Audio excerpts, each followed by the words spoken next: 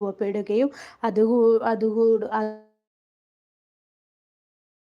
കാരണം നമ്മളെ hormonal imbalance ബയോഡി എന്ന് പറയുന്നത് ഹോർമോൺസ്, അതായത് നമ്മളിൽ ഉണ്ടാകുന്ന റെസിസ്റ്റ് ചെയ്യുന്നത്, പിന്നെ വ്യായാമക്കുറവ്, ഇതെല്ലാം PCOD വരാനുള്ള പ്രധാന കാരണങ്ങൾ.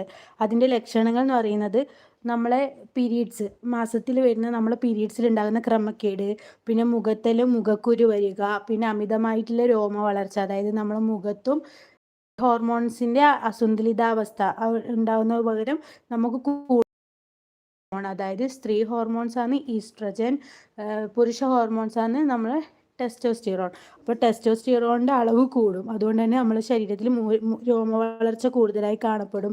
നമ്മൾ അമിത ഭാരം പൊതുവിലുണ്ടാകുന്ന പെട്ടെന്ന് നമ്മൾ ഭാരം വർദ്ധിക്കും. പിന്നെ